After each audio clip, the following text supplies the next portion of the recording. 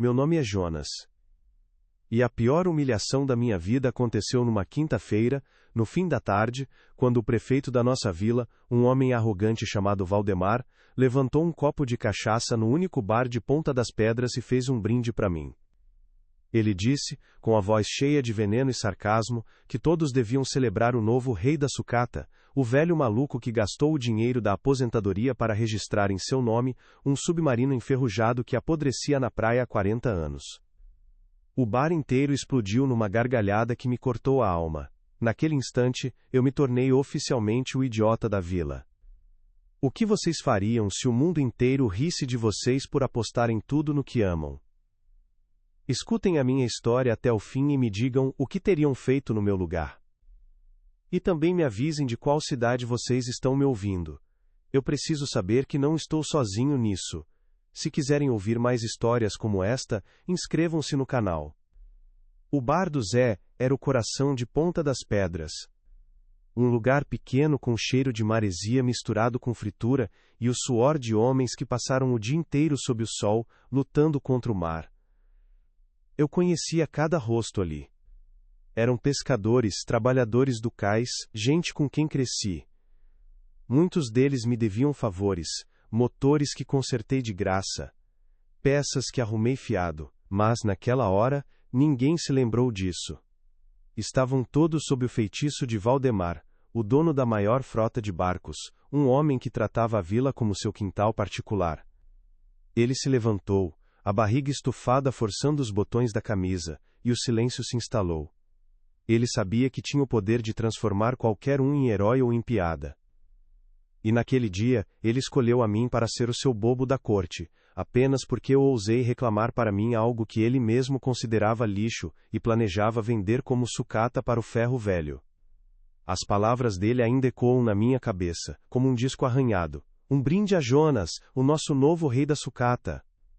Gastou o dinheiro da aposentadoria para ser o capitão de uma lata de sardinha gigante que nem flutua. A risada que veio depois não foi uma risada comum, de uma piada boa. Foi um som cruel, pesado, um coro de desprezo que me atingiu como uma onda suja. Vi homens cujos filhos eu vi nascer gargalhando até ficarem vermelhos. Vi o Tonho, para quem eu tinha emprestado dinheiro na semana anterior, batendo na mesa e quase caindo da cadeira de tanto rir. A humilhação não estava só nas palavras do prefeito, mas nos olhos de cada pessoa que, por um copo de bebida ou por medo, decidiu que era mais fácil rir de mim do que me defender. O som daquele riso coletivo foi a coisa mais solitária que eu já ouvi em toda a minha vida. Eu não disse uma palavra. Fiquei ali, de pé, encostado no balcão de madeira escura, olhando para dentro da minha xícara de café já fria. Senti o sangue subir para o meu rosto, queimando minhas orelhas, mas minhas mãos permaneceram firmes. Meu pai sempre dizia que a dignidade de um homem se mede pela forma como ele enfrenta a zombaria em silêncio.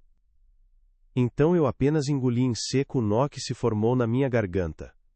Terminei o café num gole só, sentindo o gosto amargo descer rasgando. Tirei as moedas do bolso, coloquei-as devagar sobre o balcão, fazendo um barulho pequeno, quase um pedido de desculpas por existir. Virei as costas e caminhei para a porta, sentindo cada par de olhos nas minhas costas e o eco das risadas me seguindo até a rua, como se fossem pedras atiradas contra mim. Naquela noite, enquanto eu caminhava pela areia fria em direção à minha casa, o som das ondas parecia tentar apagar o barulho daquelas gargalhadas da minha memória, mas não conseguia. A zombaria deles não me quebrou, mas acendeu algo dentro de mim. Uma teimosia fria, uma determinação silenciosa. Eles viam um monte de ferro velho, uma carcaça inútil que manchava a paisagem da praia. Mas eu via outra coisa. Eu via o lugar onde dei o primeiro beijo em Lúcia, minha falecida esposa. Via as promessas que fizemos sentados naquele casco, olhando o pôr do sol. Reclamar aquele submarino não foi um ato de loucura, foi uma tentativa de resgatar a última grande memória física do meu amor. Eles podiam me chamar de rei da sucata, podiam rir até não poderem mais, mas, naquela noite, de pé na frente daquele gigante adormecido, eu jurei para mim mesmo, e para a memória de Lúcia, que eu seria o último a rir. E a minha risada não precisaria de plateia. Eu não nasci rei de nada, muito menos de sucata. Nasci num rancho de madeira que meu pai ergueu com as próprias mãos, a poucos metros de onde o mar beija a areia. Meu berço foi uma caixa de peixes forrada com panos velhos, e a primeira canção de ninar que ouvi foi o barulho do vento assobiando pelas frestas das paredes. Meu pai era pescador, um homem de pele curtida pelo sol e de poucas palavras, mas de um olhar que dizia tudo.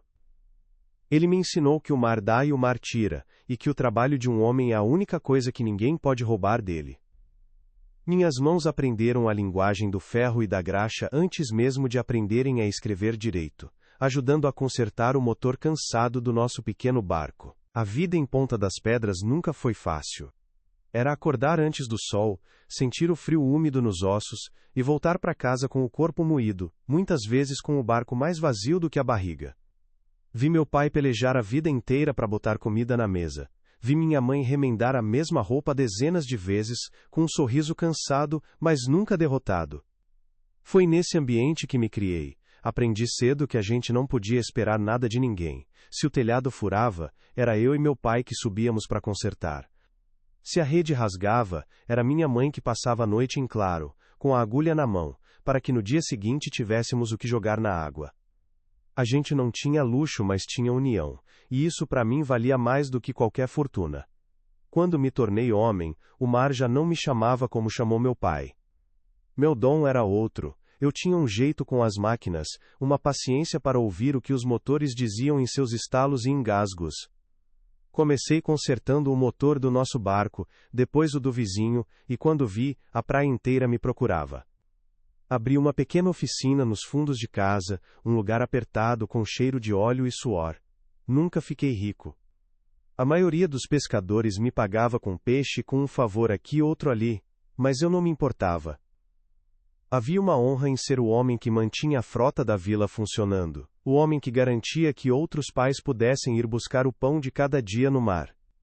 Eu era parte de algo, uma engrenagem naquela comunidade. Foi nessa época que conheci Lúcia. Ela era filha de um canoeiro que morava do outro lado da enseada. Tinha os olhos da cor do mar no fim de tarde, e um sorriso que parecia acender uma luz por dentro dela.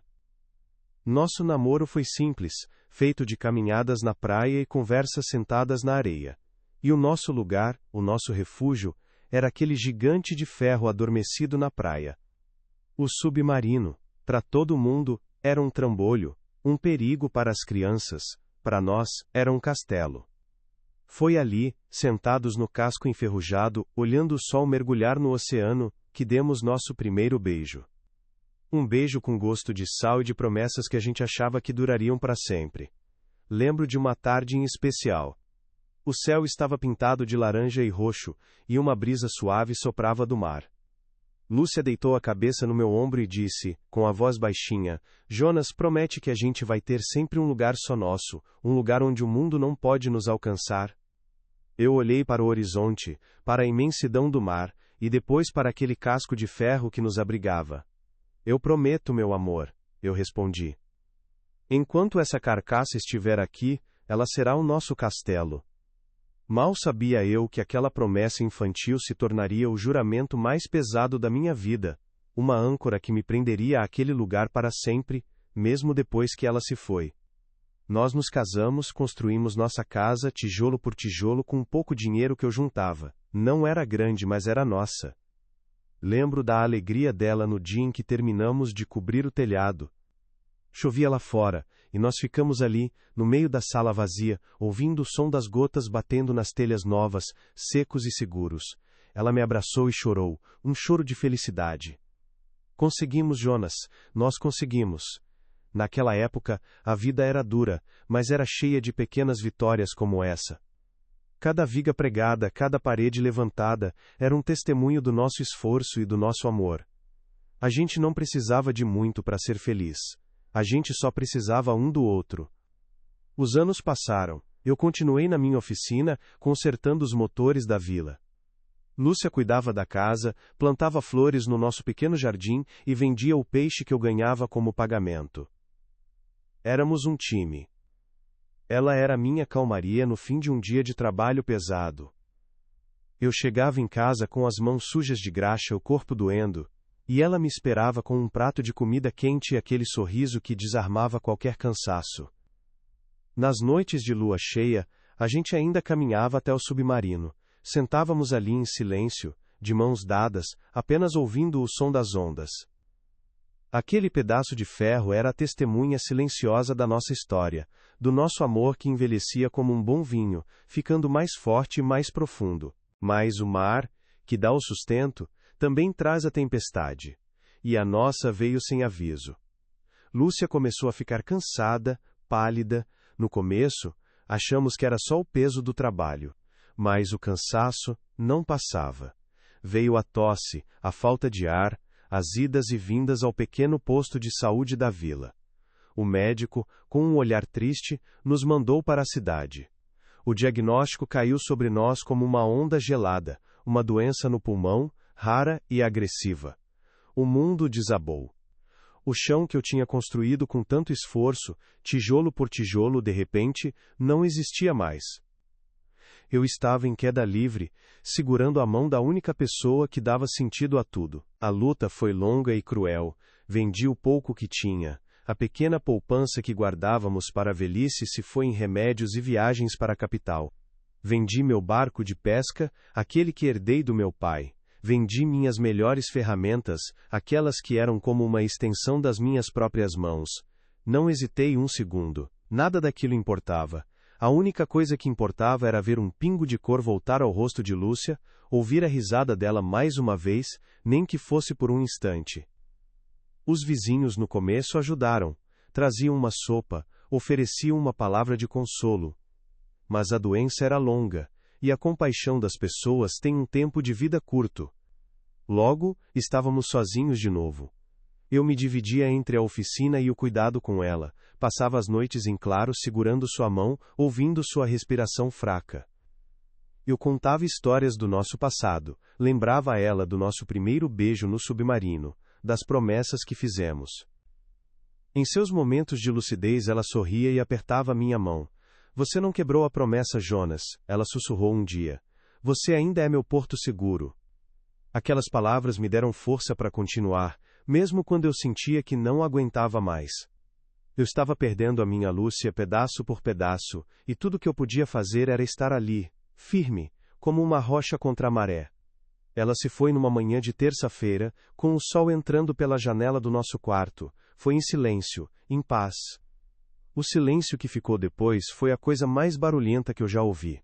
A casa ficou grande demais, vazia demais. O cheiro dela foi desaparecendo aos poucos das roupas, dos lençóis. A única coisa que restou foi a dor, uma companheira constante e silenciosa. Voltei para minha oficina, mergulhei no trabalho, tentando afogar a saudade no cheiro de óleo e no barulho dos motores. Mas não adiantava. Tudo em Ponta das Pedras me lembrava dela, cada canto da casa, cada onda que quebrava na praia. Depois do enterro, as pessoas voltaram às suas vidas. Os barcos precisavam de conserto, os peixes precisavam ser pescados. A vida continuava para todos, menos para mim. A minha tinha parado naquela manhã de terça-feira. Comecei a caminhar até o submarino todas as noites, como um peregrino que visita um lugar sagrado. Eu sentava ali, no mesmo lugar de sempre, e conversava com ela. Contava como tinha sido meu dia, falava da saudade, pedia conselhos. O casco frio e enferrujado era a única coisa física que me conectava a ela, a última testemunha viva do nosso amor. Era o nosso castelo. E agora era o meu santuário. Os anos se passaram, e a solidão se tornou minha rotina. O trabalho, as caminhadas até a praia, as conversas silenciosas com a memória de Lúcia. Eu via as crianças que ajudei a criar se tornarem homens, via a vila mudar lentamente. E vi o submarino, nosso submarino, se deteriorar cada vez mais. A ferrugem o devorava, as ondas castigavam sua estrutura. E então, veio a notícia de que a prefeitura, na figura daquele arrogante do Valdemar, iria vendê-lo como sucata. Iriam desmontá-lo, cortá-lo em pedaços e levar embora a última grande memória da minha vida. Aquilo me atingiu de uma forma que nem a morte de Lúcia conseguiu. Era como se estivessem tentando apagar a nossa história, profanar nosso lugar sagrado. Foi um impulso, uma necessidade de proteger a única coisa que me restava. Fui atrás das leis, descobri sobre os direitos de salvados marítimos abandonados. Juntei o pouco dinheiro que me restava da aposentadoria, cada centavo guardado com sacrifício, e fiz o que tinha que ser feito. Registrei aquele monte de ferro em meu nome. Não foi por ganância, não foi por loucura. Foi por amor. Foi para cumprir uma promessa feita a uma moça de olhos da cor do mar, numa tarde de céu laranja e roxo. Eles não entendiam, como poderiam, para eles, era só um monte de lixo enferrujado. Para Valdemar, era uma oportunidade de encher os bolsos com a venda da sucata. Para os homens no bar, era um motivo para rir, para zombar do velho maluco que gastou o que não tinha em algo sem valor.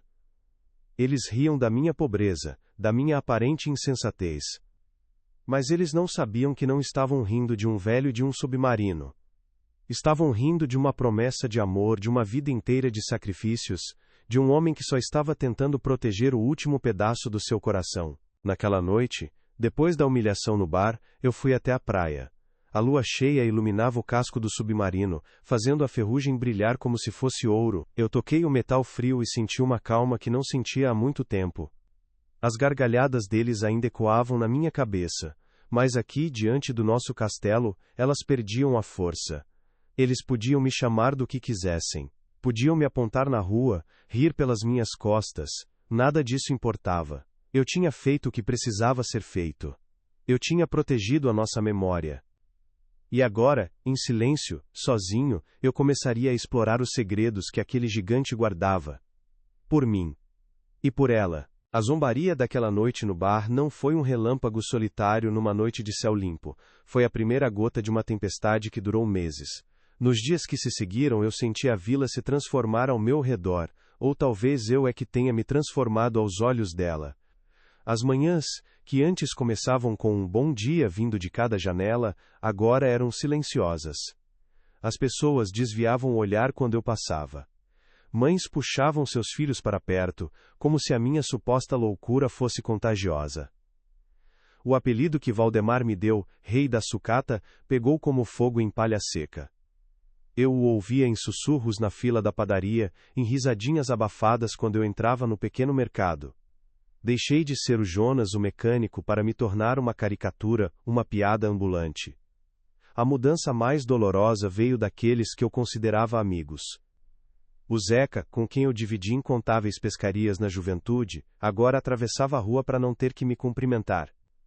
Ele abaixava a cabeça fingindo amarrar o cadarço do sapato, um homem de quase 60 anos se escondendo de mim como um menino que fez arte. Os convites para o churrasco de domingo na casa do compadre Mário, que nunca falharam em 20 anos, simplesmente pararam de chegar. Eu não fui desconvidado, eu fui esquecido, apagado da vida social da vila. A solidão, que já era minha companheira desde a partida de Lúcia, agora tinha um novo peso, o peso do desprezo. Eu me sentia como um fantasma na minha própria terra, visível apenas quando queriam apontar e rir. Houve um dia em particular que me marcou fundo. Eu estava na frente da minha oficina, limpando uma peça de motor, quando o filho mais novo do prefeito, um rapaz arrogante como o pai, parou sua caminhonete nova na minha frente. Ele abaixou o vidro, com um sorriso de escárnio no rosto, e gritou para que todos na rua ouvissem. E aí, Capitão Ferrugem? Precisando de uma mãozinha, para levar seu navio pro ferro velho? Meu pai paga o frete, por pena. Alguns que estavam perto riram, outros fingiram não ouvir. Eu apenas continuei meu trabalho, esfregando a peça com mais força, como se pudesse limpar a humilhação junto com a graxa. Naquele momento, eu entendi que a zombaria não era mais apenas uma brincadeira de bar, tinha se tornado um esporte na vila, e eu era o alvo. O trabalho na minha oficina, que já era pouco, praticamente desapareceu.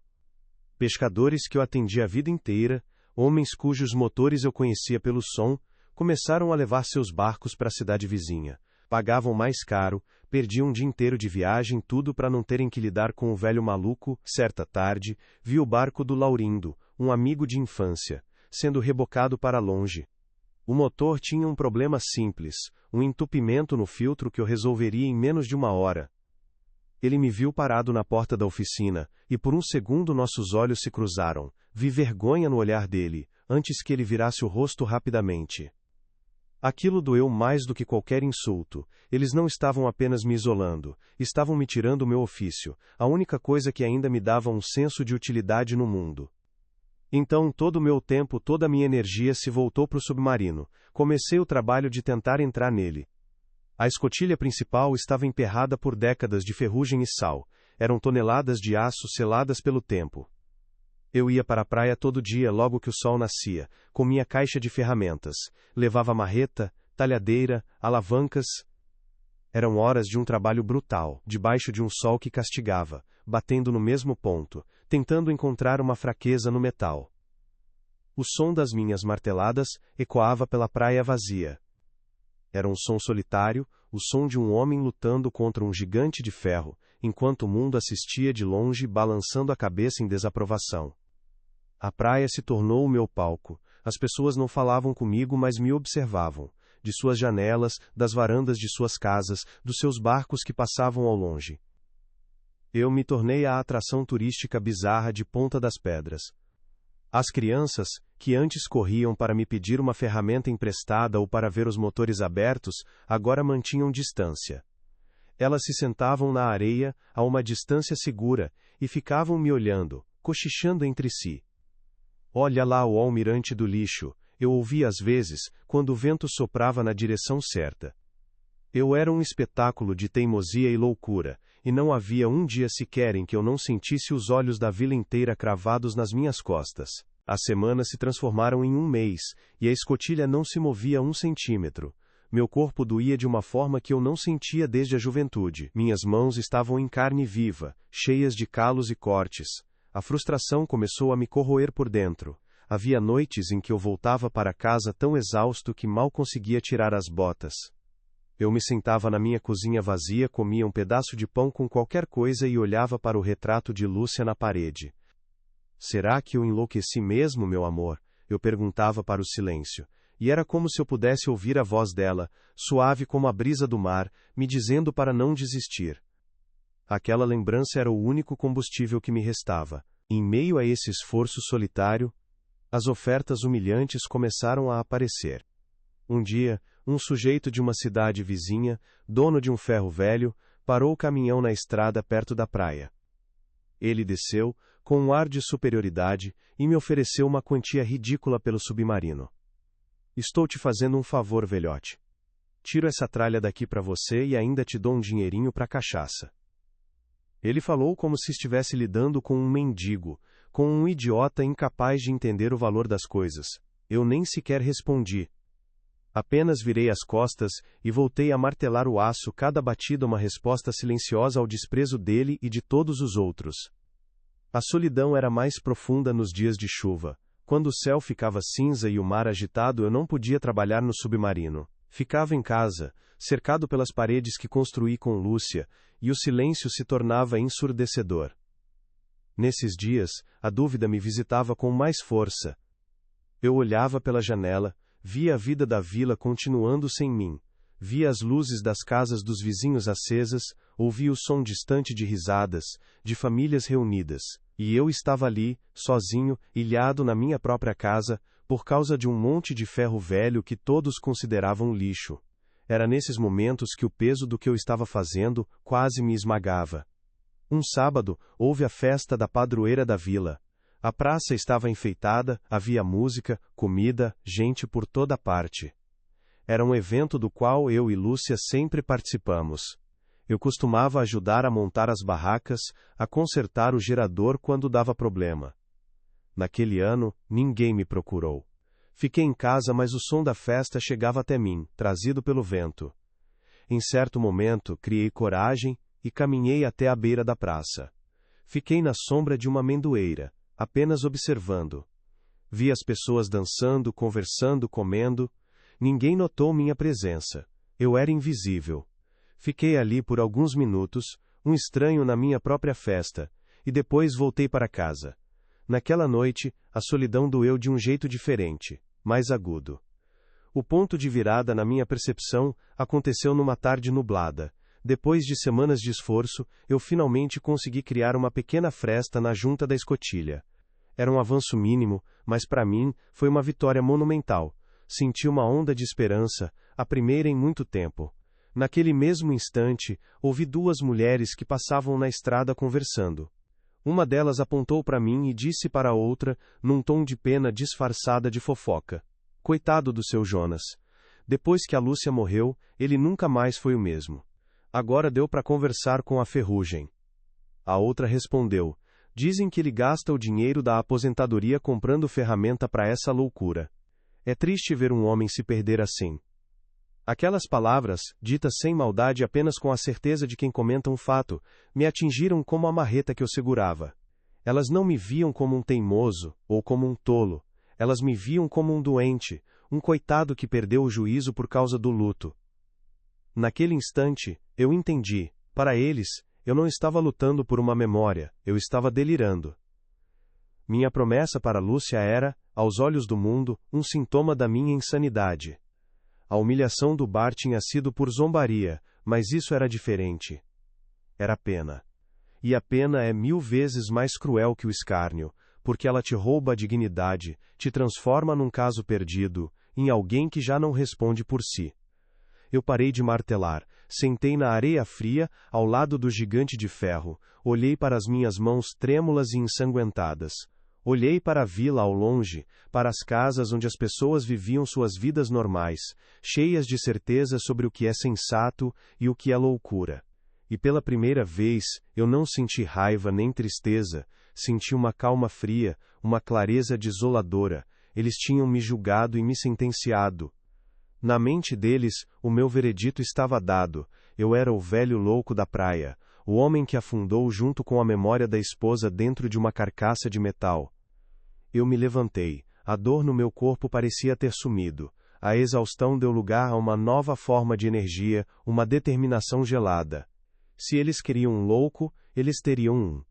Mas a minha loucura teria um propósito que eles jamais seriam capazes de compreender. O submarino não era mais apenas uma lembrança de Lúcia. Agora, ele era o meu refúgio, a minha fortaleza contra um mundo que tinha decidido me descartar. Era eu e ele contra todos. E eu não iria parar até descobrir o que ele guardava em seu coração de aço, nem que fosse a última coisa que eu fizesse na vida. A partir daquele dia, algo mudou dentro de mim. Eu parei de me importar com os olhares, com os sussurros, eles não me atingiam mais. Eu ia para a praia e o mundo ao redor desaparecia. Só existia o som do metal contra o metal, o cheiro do mar e a minha respiração ofegante. Eu me tornei um ermitão na minha própria terra, e o submarino era a minha caverna. O isolamento que eles me impuseram se tornou a minha armadura.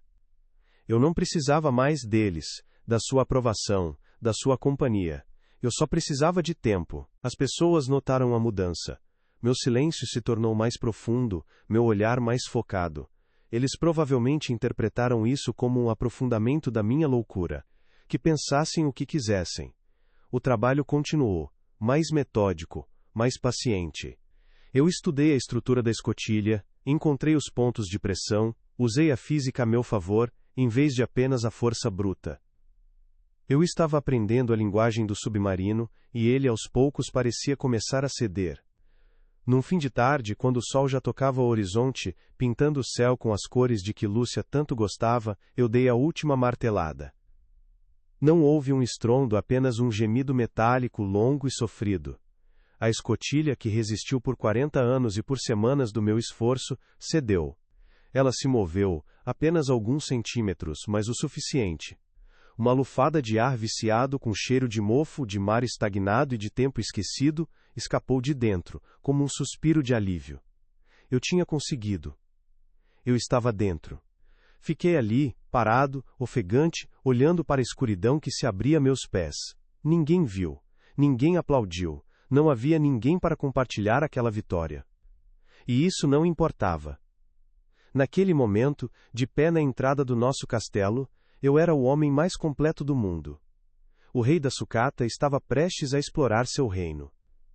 E eu tinha a nítida sensação de que, lá dentro, no silêncio e na escuridão, eu encontraria muito mais do que apenas ferro velho e lembranças. A verdadeira jornada estava apenas começando. O ar que saiu de dentro quando a escotilha finalmente cedeu tinha o cheiro de um túmulo. Um cheiro denso, de metal podre, de água do mar parada há 40 anos e de um silêncio que parecia ter peso. Eu apontei a minha lanterna para a escuridão e a luz cortou um negrume que parecia sólido. Desci a escada de ferro sentindo os degraus escorregadios e frágeis sob as minhas botas. Cada passo rangia, um protesto contra a minha invasão. Lá dentro, o mundo de fora desapareceu. O som das ondas se tornou um murmúrio distante, abafado por toneladas de aço.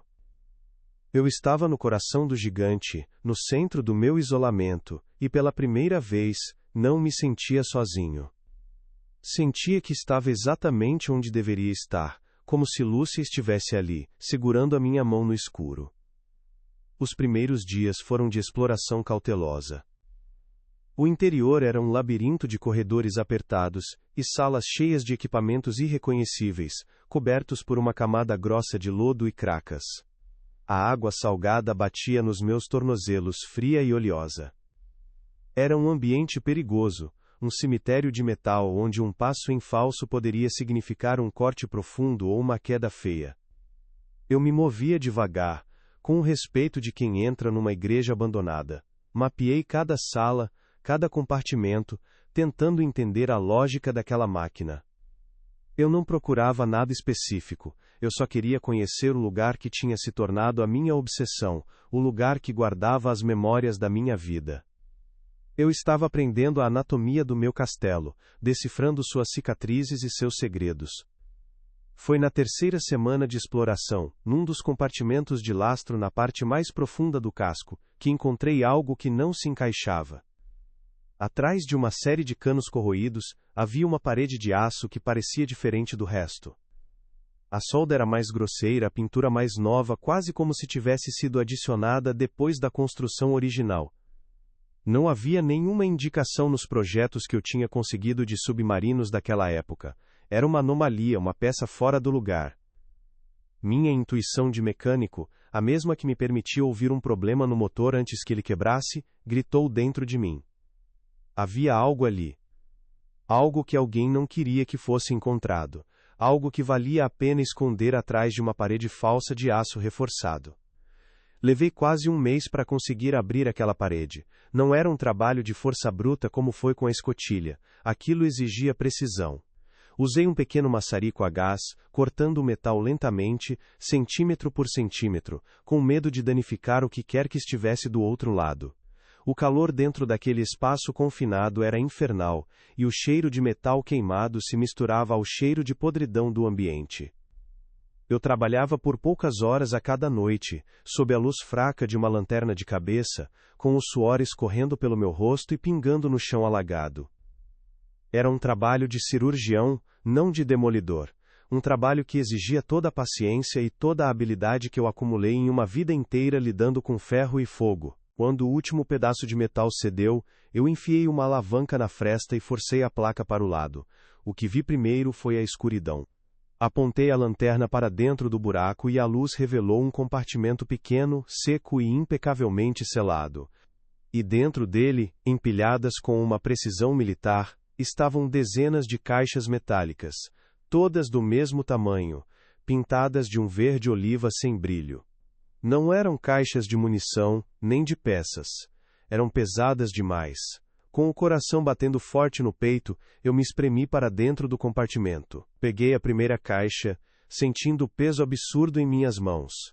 Com a ajuda da alavanca, forcei a tampa. Ela se abriu com um estalo seco, quebrando o vácuo de décadas.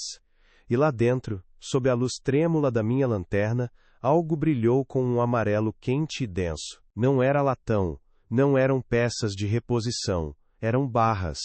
Barras de ouro maciço, perfeitamente alinhadas, cada uma com um número de série e a marca de um touro gravada na superfície.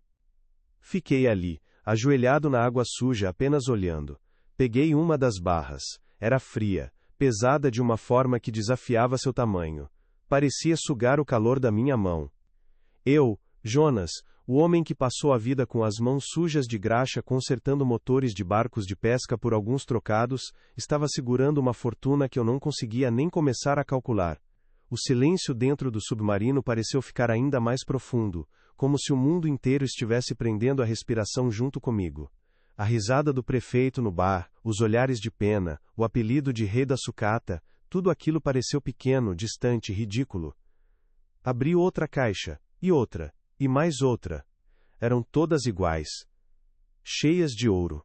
Eu me sentei no chão frio, encostado nas caixas, e comecei a fazer as contas na minha cabeça, usando os números que eu via na internet no celular quando o sinal pegava.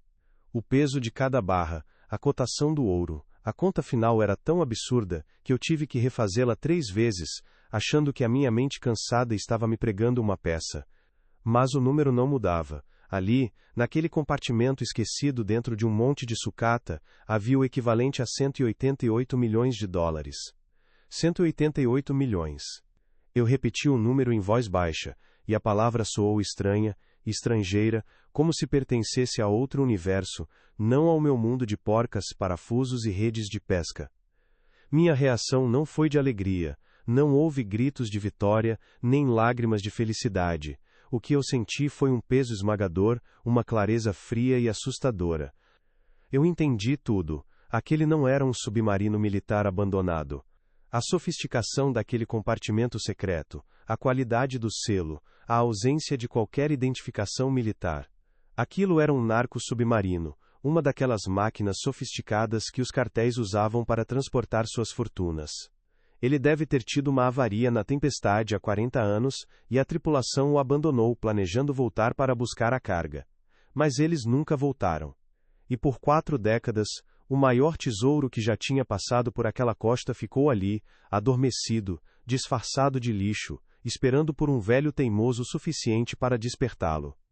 Naquele instante, sentado no escuro, cercado por uma riqueza inimaginável, a decisão mais importante da minha vida foi tomada em silêncio. Ninguém jamais saberia daquilo. Ninguém.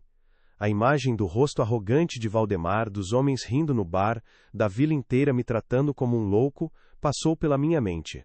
Se eles soubessem, se tivessem a menor ideia do que havia aqui, eles se destruiriam. A ganância envenenaria a ponta das pedras, transformaria vizinhos em inimigos, amigos em ladrões. Essa vila, com todos os seus defeitos, era o meu lar. Eu não a salvaria, mas também não seria o seu carrasco, o segredo era meu, e morreria comigo. Além disso, havia a memória de Lúcia, aquilo não era apenas dinheiro. Era a prova de que o nosso castelo, o nosso refúgio, era realmente um lugar especial. Era o tesouro escondido no coração do nosso amor.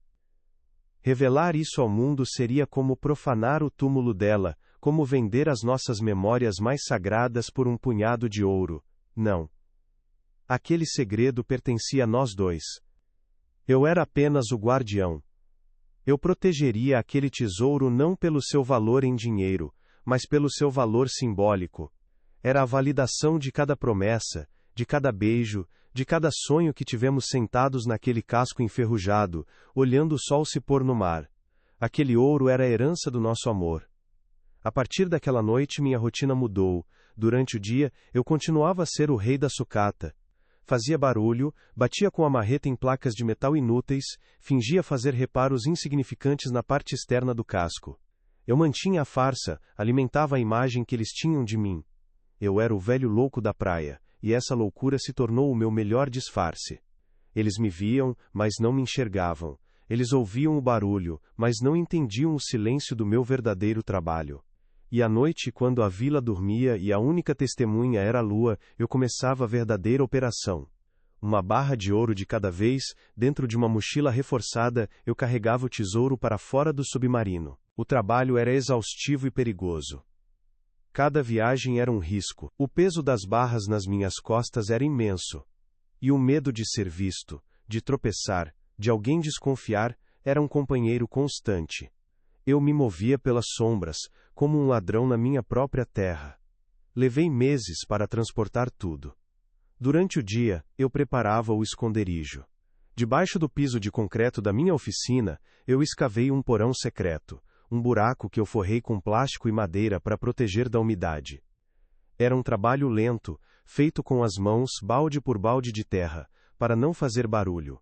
Minha oficina, o lugar onde eu ganhei meu pão a vida inteira, se tornou o meu cofre forte. A ironia da situação não me escapava. Ali estava eu, o homem mais pobre e ridicularizado de Ponta das Pedras, literalmente dormindo sobre uma fortuna que poderia comprar a vila inteira 10 vezes. Eu continuava usando minhas roupas velhas remendadas, comendo minha comida simples, vivendo na minha casa pequena e humilde. Por fora, nada tinha mudado. Eu ainda era o Jonas, o velho mecânico que perdeu o juízo. Mas por dentro, eu era outro homem. Eu era um guardião de um segredo, o mestre de um destino que ninguém poderia sequer imaginar.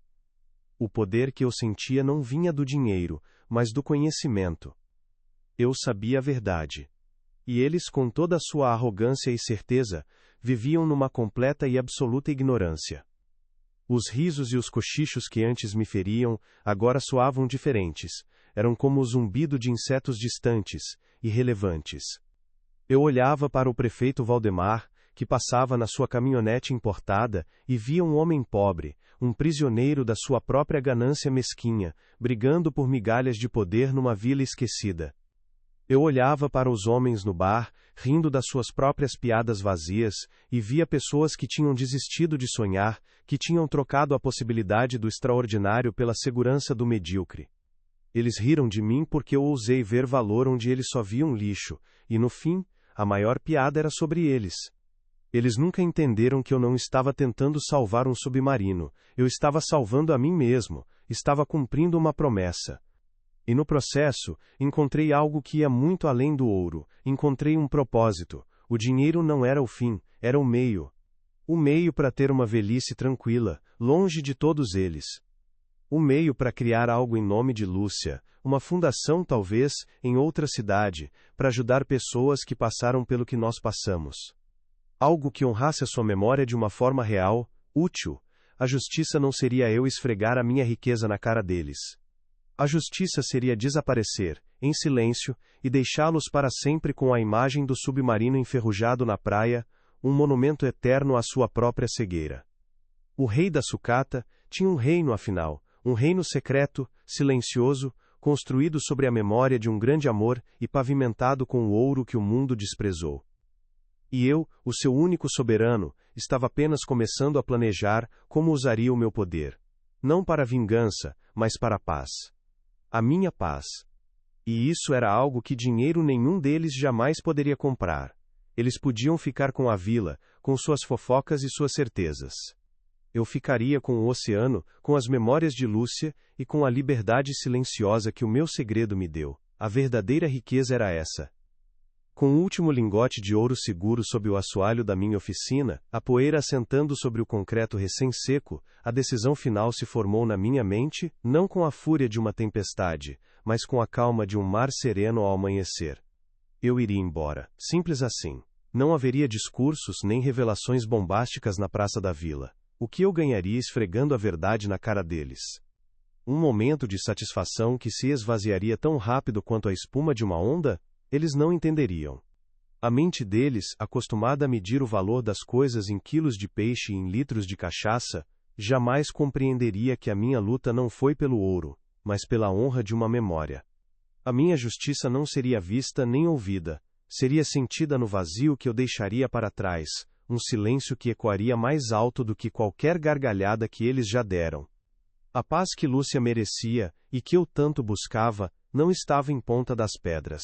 Estava em algum lugar onde o meu nome não viesse acompanhado de um apelido cruel. Meu plano começou a ser executado com a mesma paciência que usei para abrir a escotilha. Uma vez por mês, eu pegava o primeiro ônibus para a capital, vestido com as minhas roupas de sempre, levando na mochila uma única barra de ouro, enrolada em trapos para não fazer barulho. Lá, eu procurava um comprador discreto, um homem que fazia perguntas sobre a origem da peça, e eu respondia com uma história vaga sobre uma herança de família, algo que ele fingia acreditar, porque o negócio era bom demais para ser questionado. Com o dinheiro, abri uma conta num banco pequeno, em nome de uma empresa de consultoria naval que só existia no papel. De dia, eu continuava sendo o Jonas, o rei da sucata, que batia martelo no casco do submarino para manter as aparências.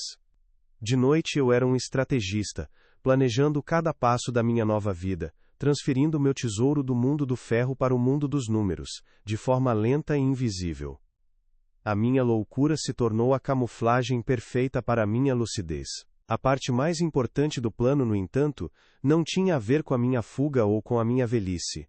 Tinha a ver com Lúcia. Com o dinheiro que eu juntava, eu comecei a dar forma a um sonho, uma fundação com o nome dela. Não aqui, não em Ponta das Pedras, onde o nome dela seria manchado pela minha história, seria em outra cidade, um lugar anônimo. Não seria um prédio com o nome dela em letras douradas para que todos vissem. Seria um fundo discreto, administrado por gente séria, destinado a ajudar famílias que não tinham como pagar por tratamentos médicos caros, para que nenhum outro homem precisasse vender suas ferramentas e seu barco para tentar salvar a mulher que ama. Aquele ouro, nascido da escuridão e do abandono, se transformaria em alívio e esperança. Seria a prova final de que o nosso amor, simbolizado por aquele castelo de ferro, era capaz de gerar algo bom e duradouro. Essa seria a minha verdadeira herança, o verdadeiro tesouro que eu deixaria no mundo. Numa das minhas últimas tardes na vila, caminhei pela praia e me sentei na areia, observando de longe o submarino. Vi Valdemar passar na sua caminhonete, o rosto fechado, provavelmente reclamando da falta de verba da prefeitura. Vi os homens no bar, sentados nas mesmas cadeiras, contando as mesmas piadas, alheios a tudo. Vi meus vizinhos, que um dia me viraram as costas, cuidando de seus jardins e de suas vidas pequenas. Não senti raiva, nem desprezo. Senti uma espécie de pena. Eles estavam presos ali, naquela realidade limitada que eles mesmos criaram, onde um submarino só podia ser sucata, e um velho viúvo só podia ser louco. Eles nunca saberiam que, por meses, caminharam sobre uma fortuna, que riram do guardião de um tesouro que poderia ter mudado a vida de todos eles. O submarino ficaria ali, vazio e inerte, um monumento eterno não à minha loucura, mas à cegueira deles. Na manhã em que parti, não levei muita coisa. Uma mala com roupas, minhas ferramentas de mão e o retrato de Lúcia. Deixei a casa e a oficina trancadas, como se fosse voltar no fim do dia. Enquanto o ônibus se afastava pela estrada de terra, eu olhei uma última vez para a praia. O sol da manhã batia no casco enferrujado, fazendo-o brilhar. O rei da sucata estava abdicando do seu trono. Eles podiam ficar com o reino de ferro velho. A minha dignidade não estava no que eles pensavam de mim, mas na promessa que eu cumpri em silêncio. O verdadeiro valor nunca esteve no ouro, mas na teimosia de um amor que se recusou a ser esquecido. Eles me julgaram pela aparência, pelo que viam por fora, e por isso, nunca enxergaram a verdade. E essa, no fim das contas, foi a justiça mais perfeita que a vida poderia ter me dado. Eles ficaram com a sucata, eu fiquei com o valor.